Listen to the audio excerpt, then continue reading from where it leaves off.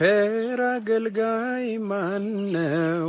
ለንጉሥ የታመነ መክሊቱን ያልቀበረ አትርፎ የከበረ። ማሳየት አለብኝ መሰለኝ። ምርም እንደዛ እንዳይመስል። እሺ እስቲ እንየው። ጌታ በኢየሱስ ክርስቶስ ሰማ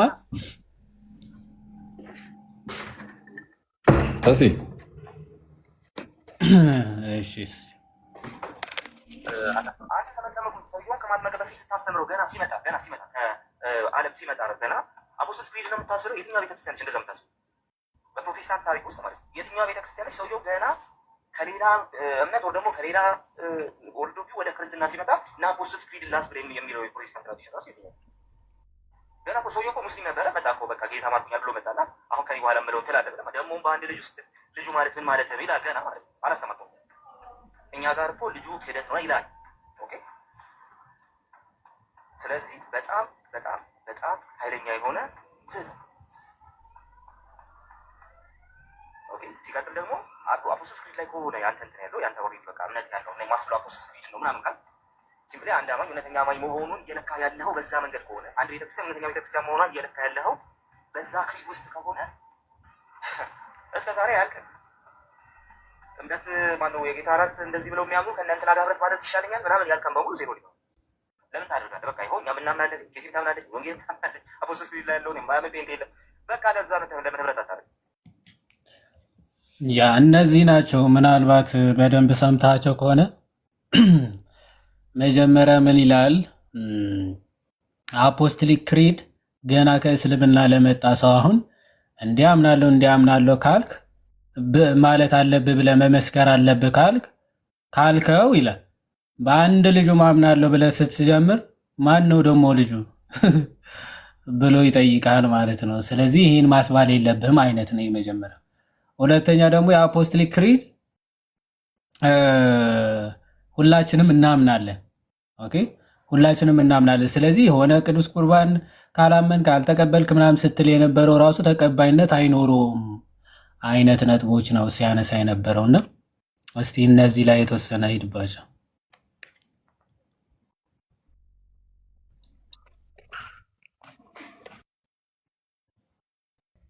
እሺ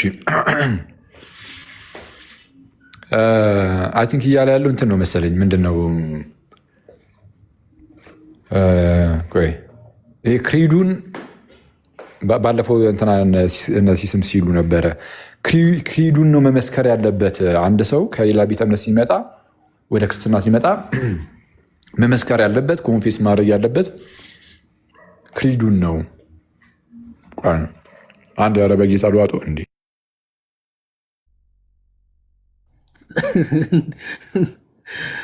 እኔ እኮ ቀስ እያልክ ብላ እንጂ ብቻ የምትሻማው ምንድን ነው? ጸብ ላይ ነህ እንዴ? ጾም ነው ጸብ ነው የያዝከው አንተ?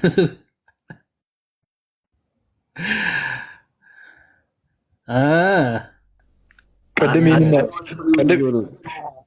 ይህንን ያጠፍኩት መናገር ስላለብኝ ነው። እኔ ሌላ ነገር እንዳይመስል እንደዚህ አይነት ዲስሪስፔክት ምናምን ከኔ አይገኝም። በእውነት እያወራኋችሁ እንደዛ አላረግም። ቢያንስ ሚዩት አደርገዋለሁ። ላረገው እችላለሁ፣ ግን ሚዩት አደርገዋለሁ። አይረስተው ማናት ግን አፕል የምታስበላ እንደበላ ነው። ኧረ ማናት የምታስበላው አፕልን? አዳምን ሔዋን ናት ያስበላቸው። አንተንስ ማን ነው የምታስበላ ወንድሜ? በማታ ሐዋ ነች። ሐዋ ነች።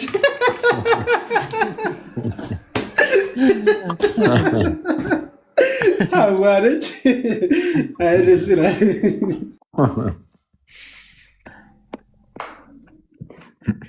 አጋጣሚ መኩ ማውራት ሲጀመር እኔ ሌላ ጎመጥኩ። ሙርት ይዛል እንዴ?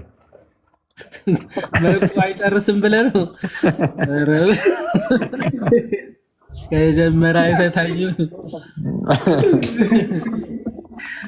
እና አየበል ሀሳቡ እንደዚህ ነው። እንግዲህ ሌሎቻችሁም ሀሳቡን እንድትረዱት፣ አንደኛው ወንድም ሌላ ሰው ወደ ክርስትና ሲመጣ ክሪድ ማለት ይሄ የእምነት መግለጫውን ይሄ ጥንታዊውን ሁሉን የፈጠረ አንድ አምላክ በሚሆን በእግዚአብሔር አብ እናምናለን የሚለውን እሱን ነው መመስከር ያለበት፣ እሱን ነው መመስከር ያለበት የሚል ነገርን አስቀመጠ። ይህን ነገር ያስቀመጠው ለምንድን ነው? አይ ቲንክ አንድ ሰው ከእስልምና ወደ ፕሮቴስታንት መጥቻለሁ ብሎ ተናግሮ ልክ እንደ ሙስሊሞች ነው ጴንጤዎቹ ህዝቡን ሻሃዳ የሚያስይዙት። ማለትም ወይም ደግሞ እንግዲህ ጌታን አስቀበል ነው የሚሉት ሙስሊሞቹ ሻሃዳ ሲያዝን ምናምን የሚሉት የተመሳይ ነገር ነው። አንድ ሰው ዝም ብሎ እዚሁ ሚዲያ ላይ አይ በቃ አየር ላይ ክርስትና ተቀበልኩኝ ሊል ይችላል። ማለት በቃ እዚሁ ሚዲያው ላይ እዚሁ ቲክቶክ ላይ ማለት ነው ገስት ላይ ቁጭ ብሎ ሊደን ምናምን ይችላል። እኔ በጣም ነው የሚያስቀኝ በእውነት። ማለት ምንድን ነው የክርስቲያን ታዲያ ጥቅሟ ምኑ ጋር ነው ታዲያ? ማለት የሆነ ፊዚካል የሆነ ፕሬሰንስ ይጠይቃል። ቤተክርስቲያን የምርም ቤተክርስቲያን ተልእኮን ተቀበላለች። ምን እንድታደርግ? እንድታስተምር፣ እንድታጠምቅ። ስለዚህ ሰዎችን የጌታ ደቀ መዛሙርት እንድታደርግ። ቲክቶክ ላይ የጌታ ደቀ መዛሙርት አታደርግም ሰውን። አሁን እኛ ጋር ከፕሮቴስታንት ወደ ክርስትና የመጡ አሉ ብዙ። ግን ደግሞ እዚህ ገዝተ ላይ አምጥተህ እዚህ ጋር አስወጥተ እንደዚህ በል እንደዚህ በል እንደዚህ በል ምናምን ብለህ በቃ እናንተ ክርስቲያን ሆነሃል ጌታን ተቀብለሃል እንደዚህ የሚባል ነገር አናረግም አንልም። አይቻልም። የለም ግዴታ በአካል መገኘት አለበት። ሰውየው በአካል ተገኝቶ ጌታችንና መድኃኒታችን ኢየሱስ ክርስቶስ የሰጠውን ለኢርሲያን የሰጠውን ያንን የአገልግሎት ኃላፊነት ኢርሲያን ተወጣ። ያ ሰውም ያንን ነገር አድርጎ ማለትም ተምሮ ተጠምቆ የእግዚአብሔርን ጸጋ በመካፈል በዛ ውስጥ በኢርሲያን ውስጥ ይጨመራል፣ ከጌታ ጋር እንዲውላል። አይ እንደዚህ አላደርግም ካለ ግን ወደ ቤተ ክርስቲያን አይጨመርም። ዝም ብሎ እዚሁ ቲክቶክ ላይ ያሉ ጀሞች ላይ ሊጨመር ይችላል። ዝም ብሎ እንደዚሁ እንዲሁ ኖርማል እንደ ስጋ ማለት ነው። ግን እውነተኛ የሆነ መንፈሳዊ የሆነ በረከትን ለማግኘትና ከክርስቶስ ጋር አንድነትን ለመመስረት በክርስቶስ በኩል ያለውን ደግሞ የእግዚአብሔር ልጅነትንም ለማግኘት ምናምን ግዴታ ፊዚካሊ ኢንፐርሰን ቤተክርስቲያን ሄዶ ተገኝቶ በአካል ተገኝቶ መጠመቅ አለበት። እና ጴንጤዎቹ ጋር እንደዛ አይደለም። ጌታን መቀበል የሚፈልግ አንድ ቁጥርን ይጻፍ ይላል። እኔ በጣም እኮ ነው የሚያስቀው። ከዛ ምስኪን አንድ ሰው ደግሞ ካለ አሁን ላይ የለም፣ በፊት ነው አንድ ቁጥር ይጽፋል። እሺ ገባ ገስት ላይ ገብተ የሆነ ወንድም ይህንን በል ስላለ በቃ ጌታን ትቀበላለህ። ከዛም በቃ ክርስቲያኑን ካለቀ ከዛ ደግሞ ያው ስትሄድ ያው እንትን አድርግ ሊሉ ይችላሉ። ኦፍኮርስ አሁን ቸርቾች ጋር ህብረት አታድርግ እያሉ አይደለም እንደዚህ ሲያደርጉ። ግን ክርስትናን ግን ያገኘው ኦልሬዲ ሰውየው ግን የዳነው ጌታን የተቀበለው ጌታን ያገኘው ከጌታ ጋር አንድነትን የፈጸመው ዳግመኛ የተወለደው ምናምን ቲክቶክ ላይ ነው። ቲክቶክ ላይ ጣጣውን ጨርሶ ምድር ላይ ወዳሉ ደግሞ አንዱን ቸርች ደግሞ መርጦ ደግሞ ይገባል ምናምን ነገር። እንደዚህ ያለ ነገር የለም። ግን ኤኒዌይስ እንደዛ ሲያደርጉ ጴንጤዎችን አይቶ ነው። እና ጴንጤዎቹ እንደዚህ ሲያደርጉ ደግሞ አይ ቲንክ እንግዲህ የተቃውሞ ሉትራን ወንድም ነው መሰለኝ።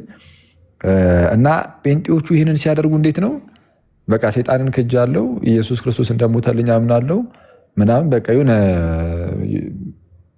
የሆነች ያህል ነገር ማለት ነው። ማለት የሥላሴን ነገር ያልያዘ ስጋዊውን በስነ ስርዓት ያልያዘ ምናምን በቃ ለእኔ ለኃጢአተኛው ሞቶልኛል ተነስቶልኛል አይነት ነገር መሰለኝ የሚያስብሉት። እና ሙሉ እምነትን ይሄ አይይዝም። በቃ እንደዚህ ስላልክ ብቻ የምትድን ከሆነ ምንም ኦንሊ ጂሰሱም ለምሳሌ ኢየሱስ ክርስቶስ አዎ ሞቶልኛል ተሰቅሎልኛል ይላል እኮ በቃ አለቀ። ስለዛ ምንም ልዩነት የለም። ለመዳን የሚያስፈልግ ትምህርት አለ። ኮንፌስ የምታደርገው የምትመሰክረው የክርስትናን እምነት ነው፣ የምትድንበትን እምነት። የሥላሴ ትምህርት የምትድንበት እምነት ሃይማኖት ነው፣ ሃይማኖታችን ነው። ለምሳሌ የሥላሴን ትምህርት ሰው ግዴታ መመስከር አለበት፣ ማመን መቀበል አለበት ለመዳን ከፈለገ። አይ በሥላሴ አላምንም ግን ኢየሱስ ክርስቶስ ለኃጢአቴ ሞቶ እንደተነሳ አምናለሁ ቢል አይድንም። ይድናል? በሥላሴ አላምንም እያለ ግን ደግሞ ኢየሱስ ሞቶ እንደተነሳልኝ አምናለሁ ቢል ነው፣ በፍጹም አይሆንም፣ አይቻልም። ስለዚ በአብ በወልድ በመንፈስ ቅዱስ በሶስት አካላት የተገለጠውን አንዱን አምላክ እግዚአብሔርን ማወቅ አለበት። ስለዚ ጌታ ኢየሱስ ሞቶልኛል ምናምን ስላለ ብቻ አይደለም፣ አብን ማወቅ አለበት፣ ግዴታ ነው። ጌታ ኢየሱስም እንደተናገረው በዮሐንስ ወንጌል ምዕራፍ 17 ላይ ሊቀ ካህናት እንደመሆኑ ሲጸልይ ምን አለ? እውነተኛ አምላክ የሆንከውን አንተን ብቻ የላከውንም ኢየሱስን ያውቁ ዘንድ ይህች የዘላለም ሕይወት ናት አለ።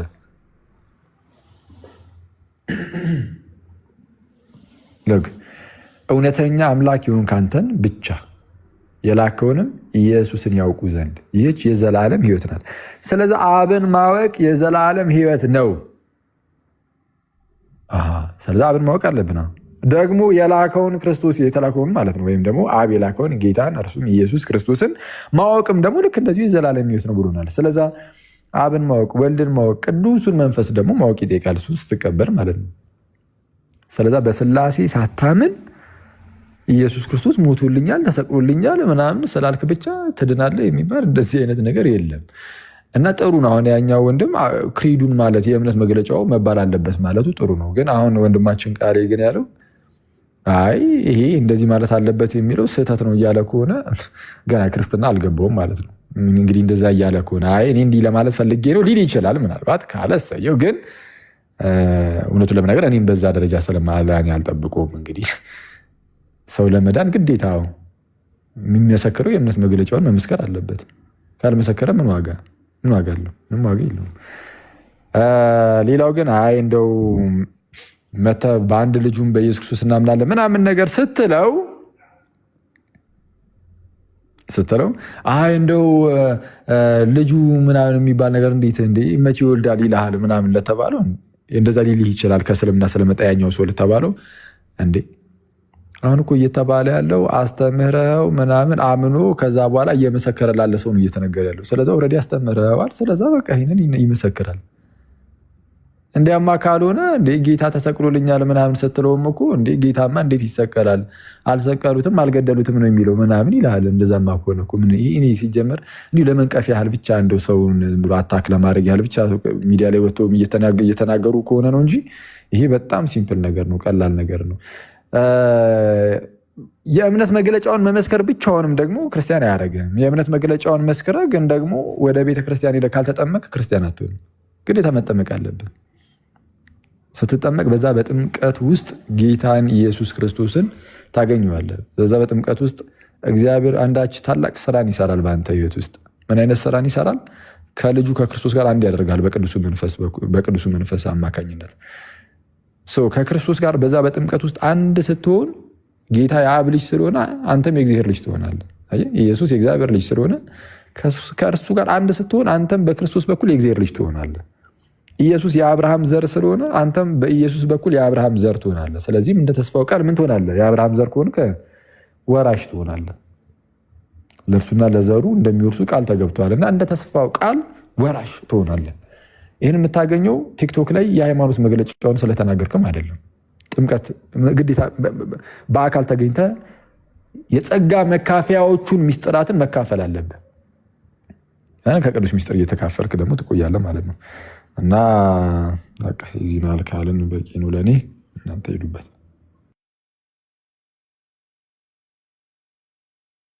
ምናልባት ደግሞ ግን ማለት ነው ምናልባት የወንድማችን ቃሌን ሌላ ያልተረዳሁት ሌላም የተናገሩ ሀሳብ ካለ ግን ሊኖር ይችላል። አሁን እንትን እያልኩት ስለሆነ ገና እናንተም ደግሞ ሂዱበት።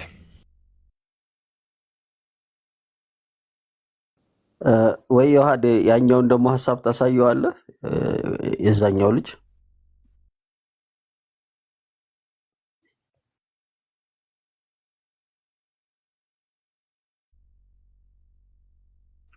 አለ ዮሐዴ ወይስ አንተም ውሃ እየቀዳ ነው? ዮሐዴ ተኞች በእርግጠኝነት ተኝቷል። አይዞ ንቃ። ቃሎት ያሰማልኝ። ኧረ አለውኝ ጽፌልህ ነበር እኮ አንተ ሰውዬ።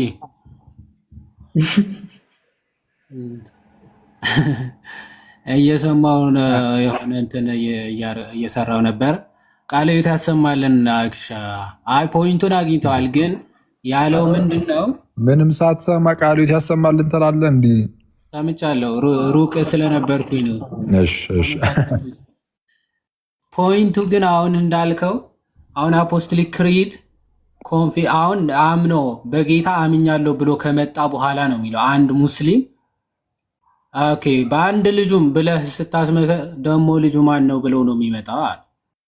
ስለዚህ ይሄን ሰው ለመጠመቅ እንግዲህ ለመጠመቅ ኮንፌስ ማድረግ ያለበት ይህንን ነገር ነው ብሎ እየተናገረ አምኛለሁ ካለ ማመን ያለበት እነዚህ ሁሉ ነው እንዴ?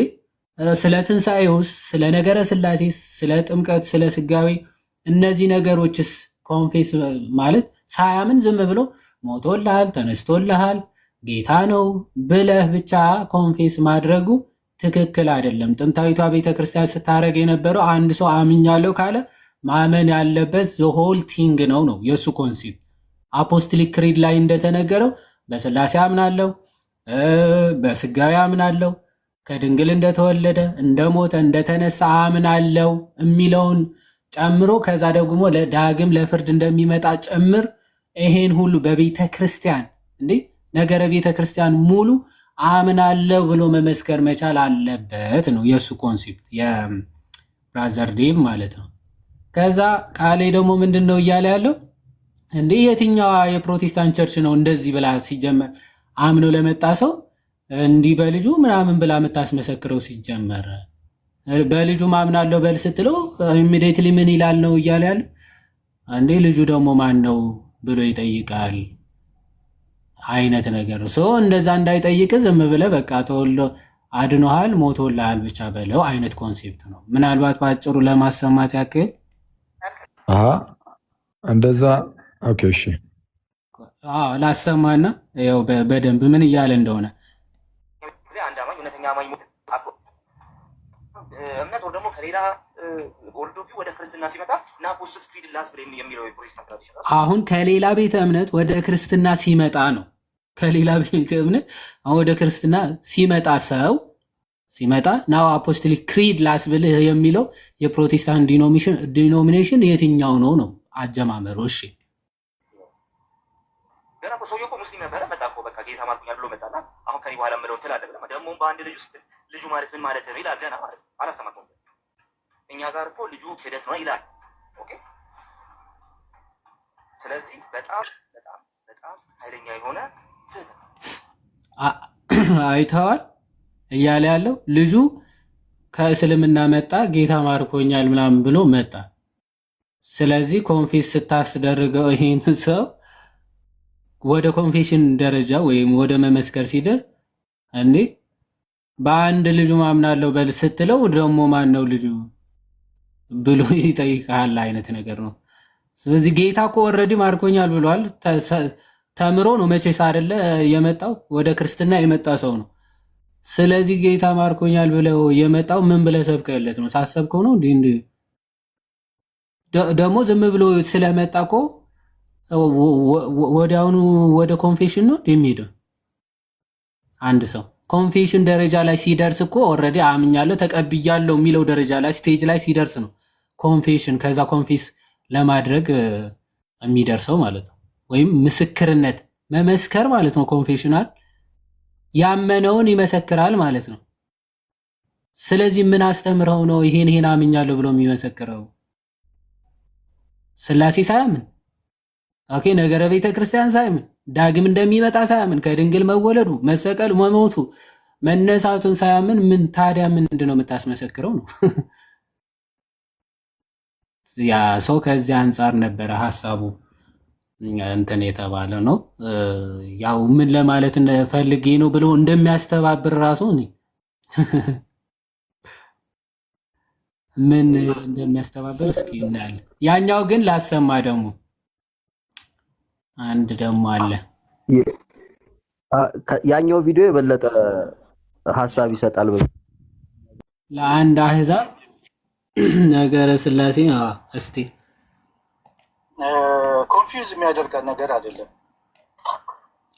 እንዱ እንግዲህ አንተ በጣም አይ ሆል እኔ የራስ መንገድ ነው የራሳችሁ መንገድ ነው። አይሮን ነው እኔ አሁን የየትኛው መንገድ እንደሆነ አላውቅም።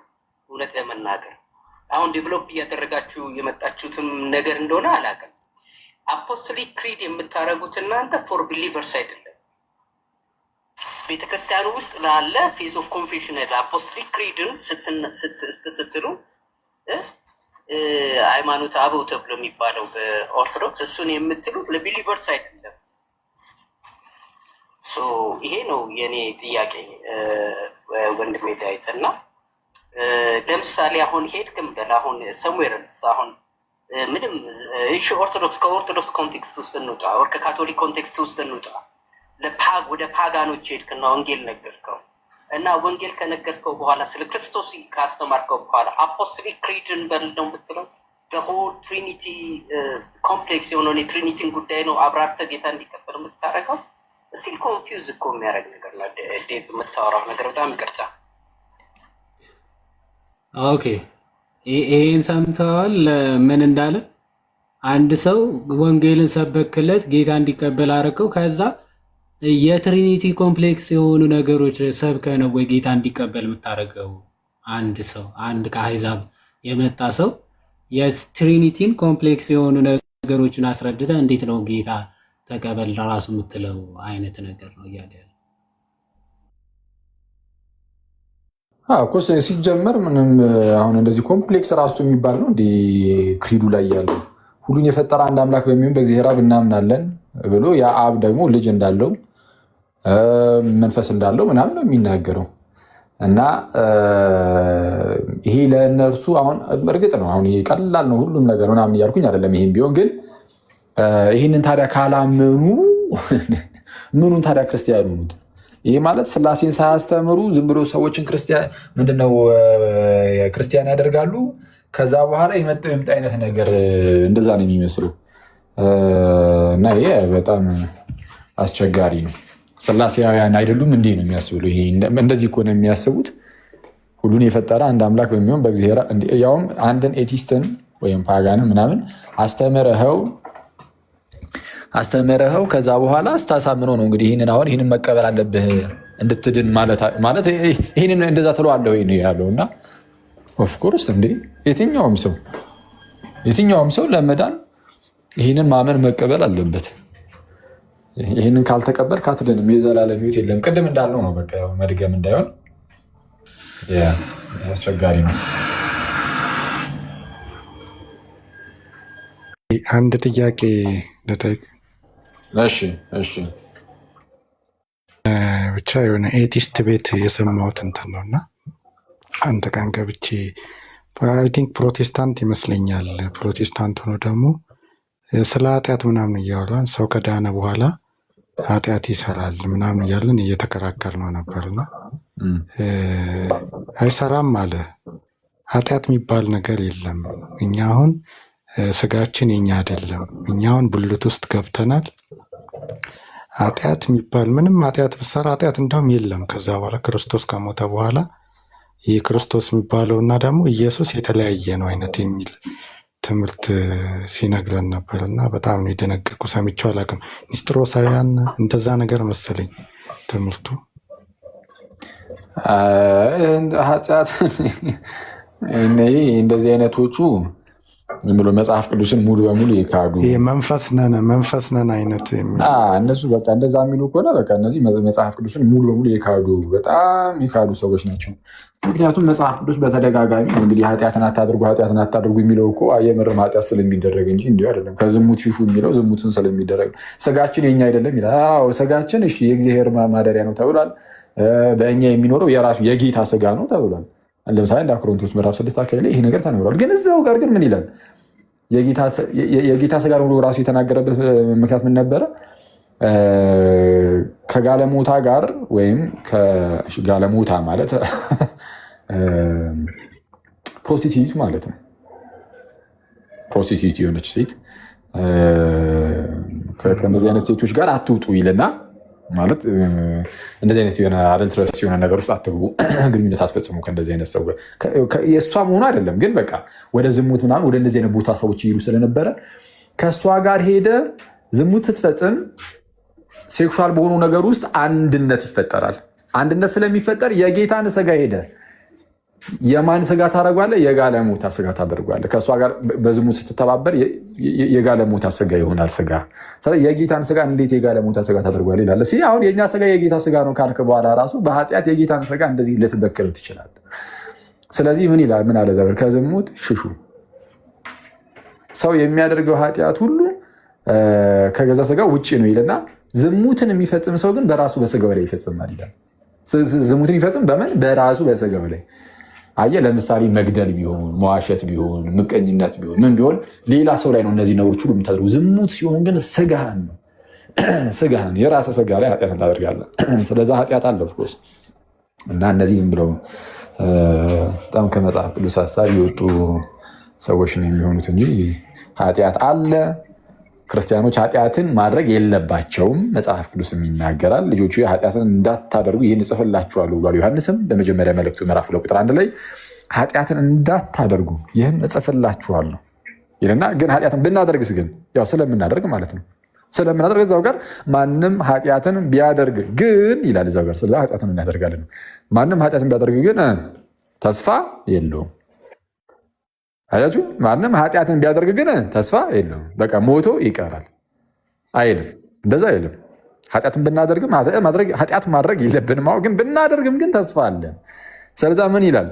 ማንም ኃጢአትን እንዳያደርግ እጽፍላችኋለሁ ልጆቼ ሆይ ይላቸውና ማንም ኃጢአትን ቢያደርግ ግን አይዟችሁ ተስፋ እንዳትቆርጡ ነው።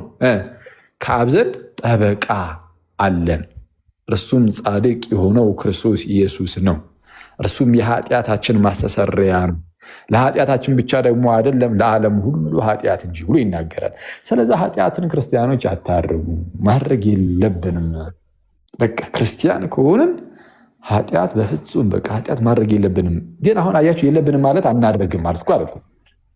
ለዛ ነው አሁን ዮሐንስም ኃጢአትን አታድርጉ አለ። ግን ማንም ከእናንተ መካከል ኃጢአትን የሚያደርግ ሰው ቢኖር ግን ይላል ደግሞ እዛው ጋር መለስ አድርጉ። ስለዛ ሰው ኃጢአትን ሊያደርግ ይችላል፣ በኃጢአት ሊወድቅ ይችላል። ማንም ሰው ኃጢአትን ማድረግ የለበትም፣ እንዳትረሱ። ልናደርግ አይገባንም። ይህ ማንም ግን ኃጢአትን ቢያደርግ የምትለዋ ቃል ለእኛ ፈቃድ የምትሰጥ እንዳትሆን ኃጢአት ለመስራት ዮሐንስ ሲጽፈው እኛ ኃጢአትን እንድንሰራ ፈቃድን እንደዛ እየሰጠ አይደለም፣ እንደዛ አስቦ አልጻፈም። ስለዛ እንደነዚህ አይነት የመጽሐፍ ቅዱስ ክፍሎች እኛ ኃጢአት እንድንሰራ ፈቃድን የሚሰጡ አይደሉም።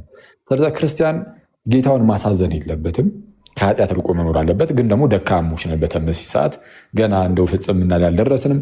ገና እንደው ይሄኛው ስጋችን ግሎሪፋይድ ሆኖ የከበረ ስጋ ሆኖ ገና አልተነሳንም። ያኔ ፍጹም ሆነን ምንም ኃጢአትን አንሰራም። አሁን ግን በዚህ በደካማው ስጋ እስካለን ድረስ ሰው ይወድቃል ደግሞ ይነሳል። ስለዛ ስንወድቅ ግን ኃጢአት ሰርተን ስንወድቅ ግን ተስፋ ቆርጠን በዛው ጭልምልም ብሎብን እንዳንጠፋ ምን አለ? አይዟችሁ በአብ ዘንድ ጠበቃ አለን፣ እርሱም ጻድቅ የሆነው ክርስቶስ ኢየሱስ ነው። እርሱም የኃጢአታችን ማስተሰሪያ ነው። የኃጢአታችን ብቻ ደግሞ አይደለም፣ ለዓለም ሁሉ የኃጢአት ማስተሰሪያ ነው። ስለዛ ጌታ ኢየሱስ ለዓለም ሁሉ የኃጢአት ማስተሰሪያ የሆነው የት ነው? በመስቀል ላይ እጆቹን ዘርግቶ ደሙን አፍሷልና የኃጢአት ማስተሰሪያ ነው ጌታ ኢየሱስ ለዓለም ሁሉ። አሁንም ኃጢአትን ስንሰራ ያኔ በመስቀል ላይ ያፈሰሰው ደም አሁንም ከኃጢአት ያነጻናል። ለምንድን ነው እስካሁን ድረስ እንደዚህ ደሙ ሊሰራ የቻለው? ለምንድን ነው? ጌታ ኢየሱስ ሞቶ ስላልቀረ፣ ይልቁንም ሞቶ ተነሳ። መነሳት ብቻ ደግሞ አይደለም፣ ከፍ ከፍ ብሎ በክብር አድርጎ በአባቱ ቀኝ አሁን አለ። በእግዚአብሔር ቀኝ በሕይወት እየኖረ ስለሆነ ጌታ ኢየሱስ በእኛው ስጋ የእኛው ስጋ እንዳል የአንድ ሰው ድምፅ አለ። የማን ነው? እስቲ ኤላ ያንተ ነው መሰለኝ የሚዩት አድርገው። ጌታ ኢየሱስ በዚሁ ስጋ በተዋህዶ ስጋ ግን ደግሞ በትንሣኤ ስጋ ሞቶ ስለተነሳ ጌታ ኢየሱስ በትንሣኤ ስጋ ከፍ ከፍ ብሎ አድርጎ በአባቱ ቀኝ ተቀምጧል። በአባቱ ቀኝ ስለተቀመጠ በሕይወት እየኖረ ስለሆነ ሞት ስለማይዘው በመስቀል ላይ አንዴ የሰራው ያ ስራ ዘላለማዊ ሆኖ እንዲቀጥል ያደርገዋል። ስለዚህ ኃጢአትን ስንሰራ አሁን ድጋሚ ክርስቶስ ደግሞ ለዚህኛው ኃጢአት መጥቼ ልሰቀል ማለት አይጠበቅበትም። አንዴ የሰራው ስራ ስላለ ምንድነው? ንስሐ ስንገባ ምን እናገኛለን? እንደዚህ አይነት የኃጢአት ስርየትን እናገኛለን። በማን? በክርስቶስ ደም። የኃጢአት ስርየት ካለ የክርስቶስ ደም አለ። የክርስቶስ ደም የሌለበት የኃጢአት ስርየት የለም። የኃጢአት ስርየት ያለበት ቦታ ሁሉ የክርስቶስ ደም አለ። ደም ሳይፈስ ስርየት የለም እንደተባለው። ስለዚህ ያ ደሙ ግን አንድ የፈሰሰው ደም ነው። ለዛ ነው ከፍ ብሎ ዮሐንስ በመጀመሪያ መልእክቱ ምዕራፍ 1 ቁጥር 7 ላይም የልጁም የኢየሱስ ክርስቶስ ደም ከኃጢአት ሁሉ ያነጻናል ብሎ የሚናገረው ለዛ ነው። ስለዛ ኃጢአትን ክርስቲያኖች ያመነ ሰው ሊያደርግ ይችላል። ማድረግ የለበትም ግን ሊያደርግ ይችላል። ካደረገም ግን አይዟችሁ ተስፋ እንዳቆርጡ፣ በቃ እኔማ እግዚአብሔር አይምረኝም ምናምን ነገር የሚል ሰው እንዳይኖር ማለት ነው። ምንም አይነት ኃጢአት ብንሰራ አንዳንድ ሰው ኧረ እኔ እንደው እንደዚህ አይነት ኃጢአት ሰርቼማ ኧረ እግዚአብሔርም ይቅር አይለኝም የሚል ሰው አለ።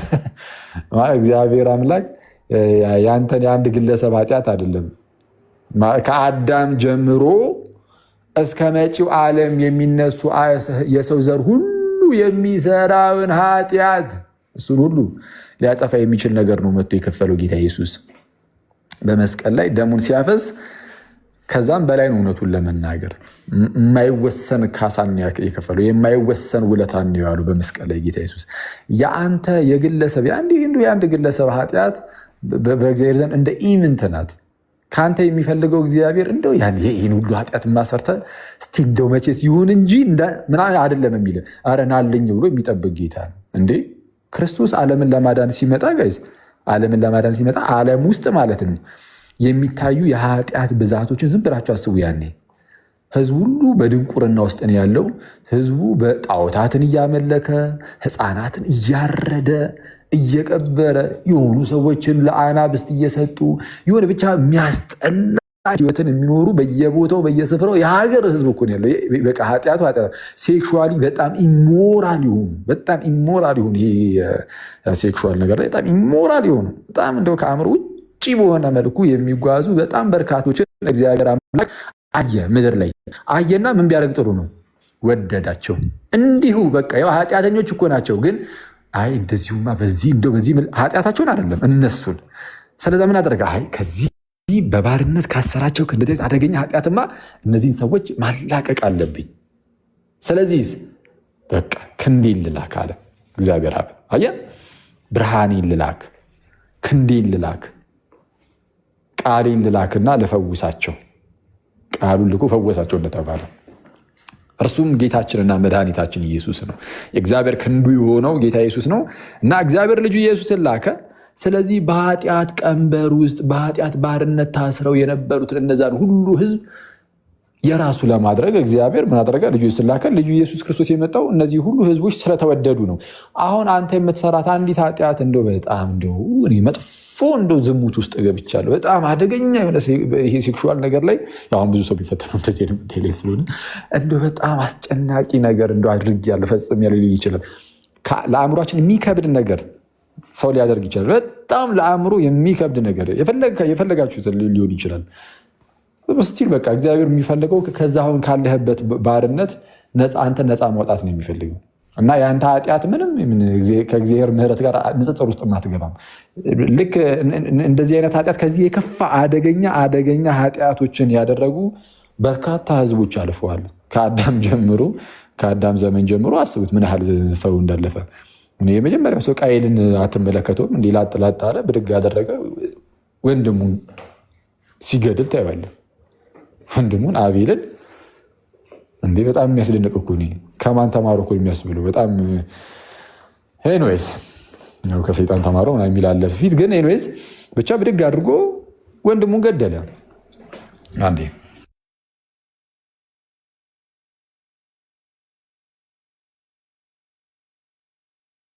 እሺ ወንድሙን ገደለ።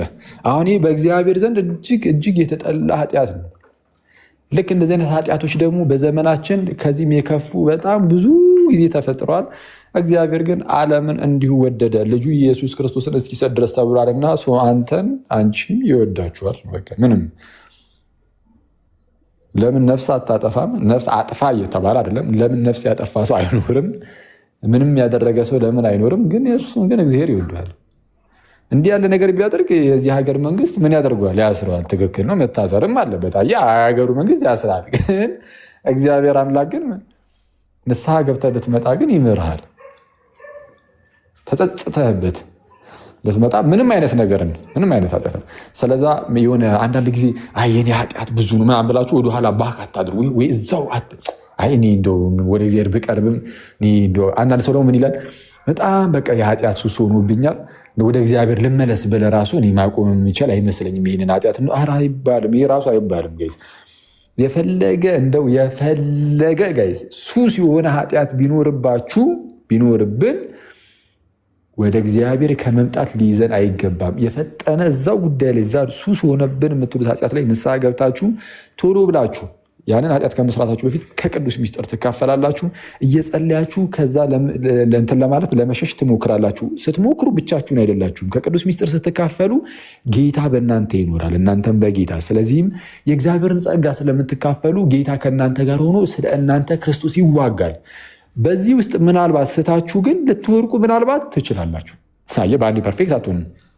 ድንገት ስተህ ብትወድቅ ቶሎ ብለህ ደግሞ አሁንም ንስሐ ትገባና ከቅዱስ ቁርባን የፈለገውን ያህል ጊዜ ብትሳሳቱ ወደኋላ ማለት የለም። የፈለገውን ጊዜ 1000 ጊዜ ብትሳሳቱ 1000 ጊዜ ተነሱ። ጋይዝ 1000 ጊዜ ብንሳሳት 1000 ጊዜ እንነሳለን። ወድቀን መገኘት የለብንም። ባለፈው እንደውም ቪዲዮ እዛ ለቅቄ የላችሁ ነበር አይደል? ቴሌግራም ላይ የሆነች አጭር ቪዲዮ ምን የምትል ቪዲዮ ነበረች። አንድ ወጣት አንድ ወንድም አንድን አባት አንድን የበረሃ አባት ማለት ነው እንደዛ ነገር ኤኒዌይስ ይጠይቃቸዋል። ምን ብሎ ጠይቃቸው? አባ ወደኩኝ ምን ላድርግ አላቸው። እሳቸውም በቃ ተነስ ማለት በንስሐ ማለት በንስሐ ተመለስ፣ ተነስ። እሺ ደግሜ ብትበደልም ድጋሚ ተነስ። እንዴ አሁንም ብበደልም? አዎ አሁንም። እንዴ እስከ መቼ ድረስ አላቸው። ኢማጅን ሁሌ ብትወድቅ ሁሌ ልትነሳ። አሁን አይ በቃ እንደው ዝም ሰይጣን እንደዚህ እንትን ይልሃል፣ ተስፋ ያስቆርጣል። አይ በቃ እኔ ምንም ተሻሽዬ ማልሻሻል ነገር ምን ይሰራልኛል? በቃ እኔ እንደውም እርግፍ አድርጌ ቆይ በቃ ዝም ብዬ እንደው በቃ ይሄ ነገር ራሱ እግዚአብሔር እንደው እስኪቀይረኝ ድረስ ትላለህ። አይተዋል። ከእግዚአብሔር ራቅ ብለህ እኮ ነው እንዴ እግዚአብሔር እንዲቀይረህ። ታዲያ ከእግዚአብሔር ጋር አንድ ሳትሆን ምን ከእግዚአብሔር ጋር ህብረት ወደ እግዚአብሔር ሳትመለስ እንዴት አድርጎ ይቀይራል? ዝም ብሎ በቃ እንደዛ ያስብልሃል ሰይጣን። ሰይጣን እንደዚህ የሚያስብልህ ካስባለን ባይዘ በቃ እግዚአብሔር እንደዛ ራሱ በቃ ይቀይረኝ የሆነ ነገር እንትን ብሎ እንጂ እንደው እንደዚህ አይሆንልኝም እኔ ምናምን ርቀህ ከተቀመጥክ ሰይጣን በቃ በእሱ ቁጥጥር ስር አውሎ የእርሱ ባሪያው አድርጎ ያኖራል። የኃጢአት ባሪያ ትሆናለህ። ኃጢአት የሚገዛ ኢየሱስ ሳይሆን ንጉስህ ኃጢአት ነው ንጉስ የሚሆንብህ አንተ ላይ እና እንደዛ ሆነ መኖር የለብም። ስለዚህ ምንድነው ያሉት እኛ አባት? ስትወድቅ ተነስ፣ ስትወድቅ ተነስ፣ ስትወድቅ ተነስ። እስከ መቼ? ሙሉ በሙሉ በሞት እስክትወሰድ ድረስ። አየህ ሞት ይመጣል አይደል? እንሞታለን ሁላችንም። ሞት ሲመጣ ጋይዝ፣ ሞት ሲመጣ ኃጢአት ውስጥ ሆነን ከሆነ ሞት የመጣው ወይም የምንሞተው ንስሐ ሳንገባ እዛው ኃጢአት ውስጥ ሆነን ከሆነ ንስሐ አልገባን ማለት ወደ እግዚአብሔር አልተመለስንም ማለት ነው። በሌላ አማርኛ ከእግዚአብሔር ርቀን ነበርን ማለት ነው። ከእግዚአብሔር ርቀን በነበርንበት ሰዓት ብንሞት በቃ እዛው ከእግዚአብሔር ርቀን ነው የምንቀረው። ስለዛ ሞት ሲመጣ በእግዚአብሔር እቅፍ ውስጥ ነው ሊያገኘን የሚገባው። አየህ ሞት ሲመጣ የት ነው ሊያገኘን የሚገባው? በእግዚአብሔር እቅፍ ውስጥ። በእግዚአብሔር እቅፍ ውስጥ ማለት 100% ፐርፌክት ሆነ ምንም ነገር በቃ ኃጢአት ሳትሰራ ማለት አይደለም እኮ፣ ግን ንስሐ ገብተህ ዛሬ ኃጢአት ብትሰራ ሄደህ ንስሐ ግባበት ይፈጠነ እና ድካም አለ አንዳንዴ። ያ ድካም ስላለ ያ ድካሙ ከውስጣችን በደንብ እንደው እስኪወጣ ድረስ ይህ በደንብ እንድንጠነክር ይህ ስጋችን በደንብ እየጠነከረ በመንፈስ በደንብ እየጠነከረን እንድንሄድ እሱ ቀስ በቀስ ነው የሚሆነው። አንዳንድ ኃጢአቶች በጣም ስር ሰደው ስለሚገቡ አስቸጋሪ ይሆናሉ እና እንደነዚህ አይነት ሰዎች በጣም ጸሎት የሚያስፈልጋቸዋል። እውነቱን ለመናገር በጣም ስር ሰዶ ከገባ ኃጢአት በጣም ያደክማል። ስለዛ ምንድነው ለእንደዚህ ነገር የሚያስፈልገው ማን ነው? ጌታችን ኢየሱስ ነው። አያችሁ ጌታችን ኢየሱስ ዓለምን አሸንፏል። ስጋን ማለት የስጋ ኃጢአት አልተገኘበትም። ዓለምን አሸንፏል፣ ሰይጣንን አሸንፏል፣ የስጋ ኃጢአት አልተገኘበትም።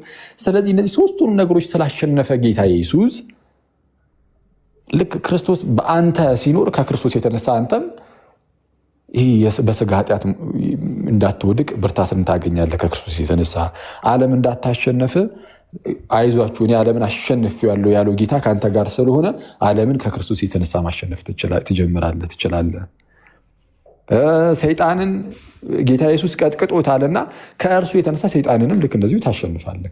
ይህ ሁሉ ነገር የሚሆነው ከክርስቶስ የተነሳ ነው። ስለዛ ሰው የሚታገለው በኃጢአት ውስጥ ስንሆን ምናምን መታገል ያለብን ብቻችንን ከእግዚአብሔር ርቀን ሳይሆን ወደ እግዚአብሔር የተወሰነ አለ አክቹዋሊ ወደ እግዚአብሔር ተጠግተን ከክርስቶስ ጋር ሆነን ነው የምትታገለው። ብቻ እንኳ ትወድቃለህ። ምን ታመጣለህ አንተ ደግሞ? ምንም ማለት እዚህ ግባ የሚባል ነገር የለንም። እንኳን በሰደደ ኃጢአት ምናምና ዝም ብለህ እንደዚሁ የመጣ ኃጢአት ሁሉ መጫወቻ ነው የምትሆኑ። ብቻህን ከሆንክ ምንም በተአምር ብቻህን ከሆንክ ከጌታ ከእግዚአብሔር ከራቅ የመጣው ሁሉ ኃጢአት ነው የሚጫወትብህ። ምንም አቅም ስለሌለ ማለት ነው። የለህም ባይዜ ደካማ ነህ። ለአንተ በራስህ ምንም አይነት አቅም የሌለ በጣም ደካማ ሰው ነህ። እንደዛ መሆናችንን ማወቅ አለብን። ስለዛ እኛ ብርታታችን ጌታችን ነው።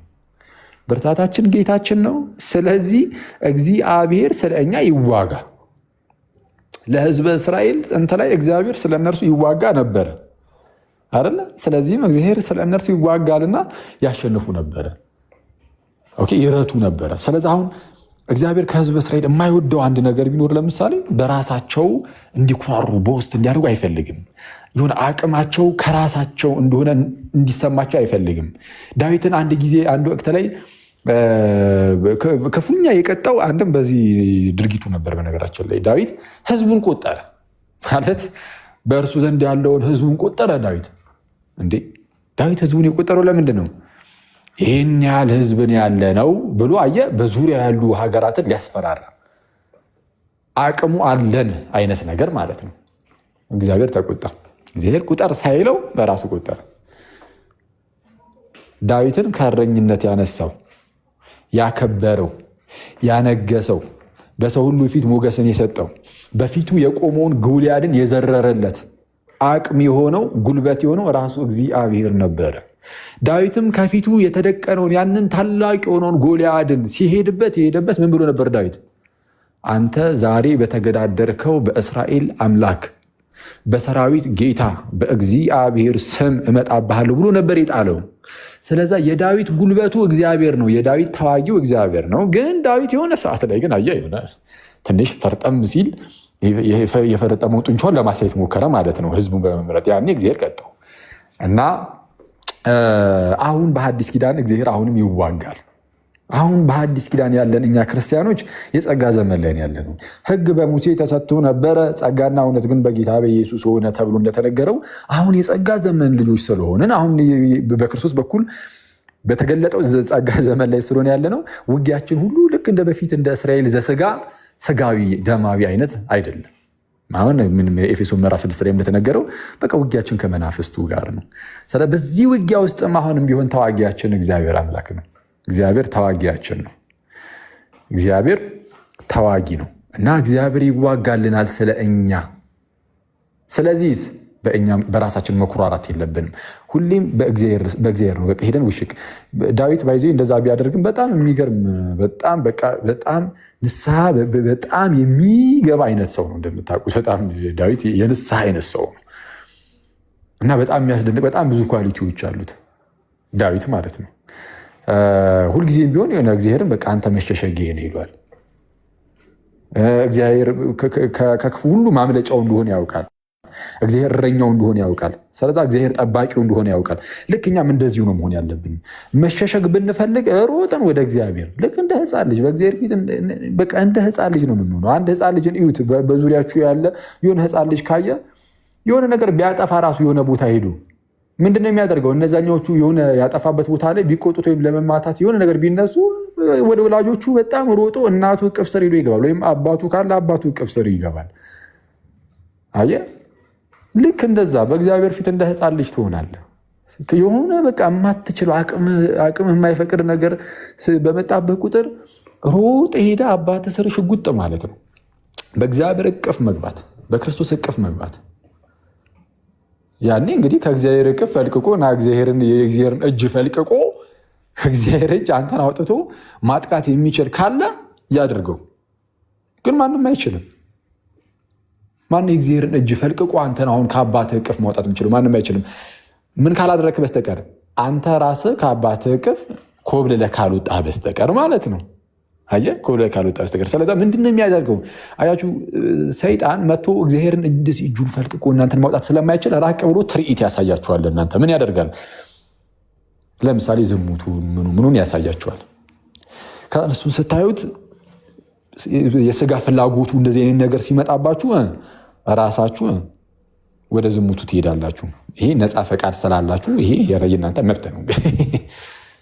እናንተ መብት ነው። ተኩላው መጥቶ ከእረኛው ከክርስቶስ ነጥቆ የሚወስድ በፍጹም እንደዚህ መገዳደር የለም ማለት ስለማይችል አቅሙ ስለማይፈቅድለት ማለት ነው። ሰይጣን ተኩላው አቅሙ አይፈቅድለትም። እረኛውን አልፎ በጎቹን ለመንጠቅ ማንም ከእጁ ሊነጥቃቸው አይችልም። ጌታ ስም ብሎናል። ይህንን ዮሐንስ 10 ላይ ግን አንተ ራስህ ግን ልትሄድ ትችላለህ። እንደዚህ አይነት ኃጢአቶችን እያየ ልትሄድ ትችላለህ። ስለዚህ ያኔ ኃጢአቱን እያደረግ ከጌታ እየራክ ትኖራለህ። ስለዚህ ያኔ የፈጠነ ግን ቶሎ ብለህ ውስጥ ያለው መንፈስ ቅዱስ ስላለ ስለሚወቅስህም የፈጠነ ወደ እግዚአብሔር መሮጥ ነው። ወደ እግዚአብሔር ስትሮጥ ግን እንደዚህ በቀላሉ ዝም ብሎ የሚያይ ይመስላል ሰይጣን። በተአምር ይጎትታል። እንዲህ ወደ እግዚአብሔር እንዳትሄድ በጣም በብዙ ፈተናዎች ጠላልፎ ይይዛል። እንዳትመለስ ይፈልጋል። በጣም ብዙ ኢንቨስት አድርጎብሃል። አየህ፣ በጣም እሱ ስራ ፈቶ አንተ ላይ በጣም ጊዜውን ኢንቨስት ስላደረገ ያን ሁሉ ጊዜ ደግሞ የሰራብህ ከእግዚአብሔር ነጥሎ ሊያኖርህ ስለሆነ እንድትመለስ አይፈልግም ወደ እግዚአብሔር እና ስለዚህ ይህንን አስበህ ትግል አለብን። ትግል አለው። ግን በተቻለ አቅም ብንወድቅም እንነሳለን። ጠላቱ ደስ አይበልህ ተብሎ እንደተነገረ በወድቅም እነሳለሁ ተብሎ እንደተነገረ ስንወድቅ እየተነሳን ስንዋጋ ከእግዚአብሔር ጋር ሆነን እግዚአብሔርን ተዋጊያችን እያደረግነው ከፊት እያስቀደምነው እኛ በቃ እንደ ሕፃን ልጅ እንዳልኳችሁ ከኋላ ድክ እያልን ብቻ የሆነ የምንከለል አይነት ብቻ በለው ብቻ ነው። እኛ እንደዛ ነው ባይዘው ጋይስ እንበለውም ማለት እውነቱን ለመናገር ልበለው አለ በቃ በለው አባ ምናምን እንደዛ ነው እንጂ የሆነ ከእግዚአብሔር ርቀ ዝም ብዬ በራሴ ልታገል የሚለው አዋጭ አይደለም።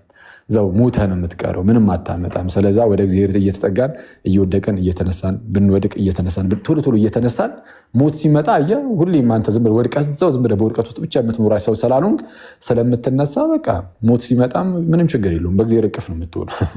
እድሜ ልክህን ኃጢአት ስትሰራ ብትኖር እንኳን ግን ንስሐ ቶሎ የምትገባ ከሆነ አንተ ሰተት ብለህ ገነት ነህ።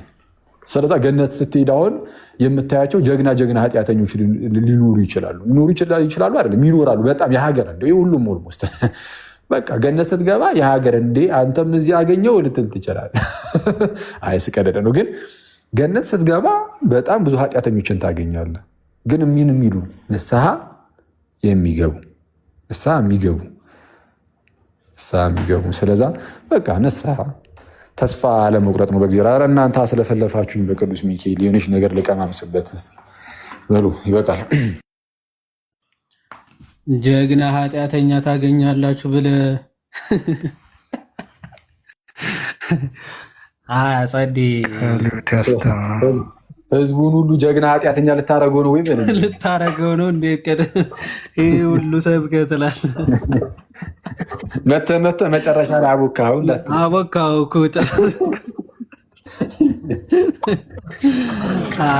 አይ በጣም ጸዴ መልእክት፣ እውነት መልእክት ብቻ አይደለም ትምህርት ነው እና